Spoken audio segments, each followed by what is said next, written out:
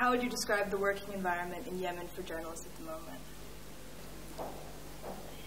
Press or situation of newspapers in Yemen and media in generally is very uncertain. It's very volatile. The situation is unpredictable even for Yemeni journalists who've been in the field for more than 40 years or so. Reason being is that there is no fixed system or mechanism of handling journalists and media. And we have three types of media in Yemen. There's the government and state-run, which is the majority. There is the public parties, political parties, and affiliated to certain line of thought. And there are those which are the independent, and they are the minority. So even the reaction towards any of those three is different.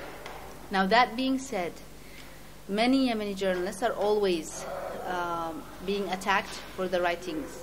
They are being attacked because of speaking the voice of the people. And this happens because there's nobody to protect them. The press code in Yemen is very vague. You can use it to attack people who have just written about simple things like the epidemic or the education failure or something of the sort. Are journalists becoming too afraid to work?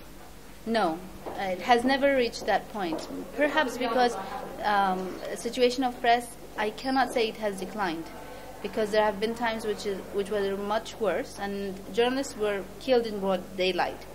There were journalists who disappeared for weeks, although we do have a situation now for one of our Yemeni journalists, al-Maqaleh. He disappeared, but we knew where he was, although the state did not want to admit it, but we knew where he was. Access to him was difficult for the first 3 months, and then after that we managed to find him, and now there's a court trial. It's not as easy as it used to be before for the government to kill people.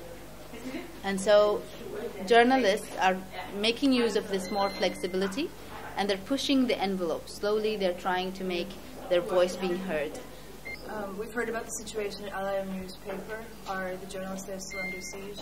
The paper is still under siege. The premises, the building of Al-Ayyam is abandoned, and anytime somebody wants to try and go and take photos, for example, or go inside or outside, there is the civilian man with normal clothes, which he observes and watches, and he reports on who's coming in and going out. And sometimes if you come and take photographs, they stop you, and especially if you're a foreign journalist, because they don't want this to be out.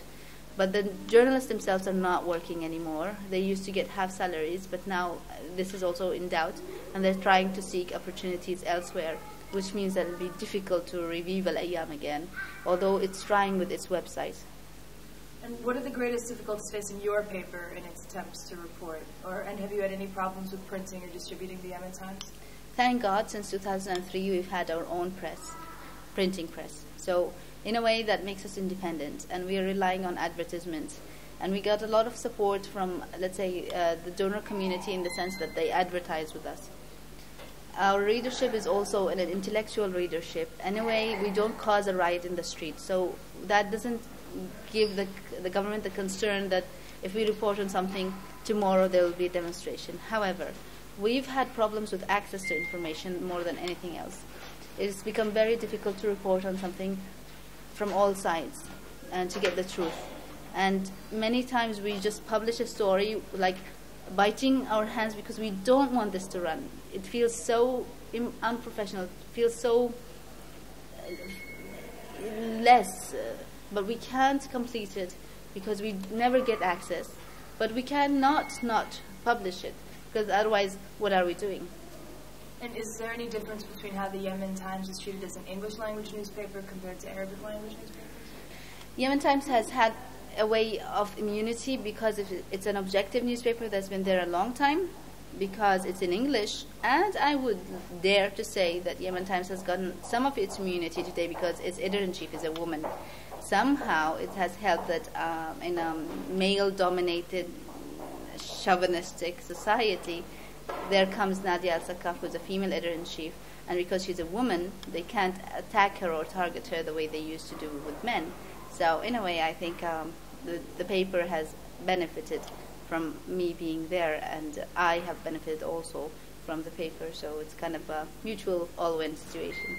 Are there any challenges for you being the woman editor of a newspaper in such a conservative country? Not at all. There has not been any challenges for me as the editor of a private newspaper. You have to make the difference that Yemen Times is a private newspaper. Otherwise, I would have never dreamed of becoming the editor-in-chief. There's always this glass ceiling, and I think it's internationally, but in Yemen it's even worse. So female journalists, even if they are excellent and very competent, they cannot reach the level of editor-in-chief. I managed to do that because it's a family business. Otherwise, I would have never done it. So, that being said, I'm the boss. So I get to do things the way I want in the newspaper, and this is very nice.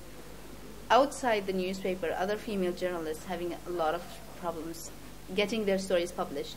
Do you think that journalists feel that there are taboos on what they can write about?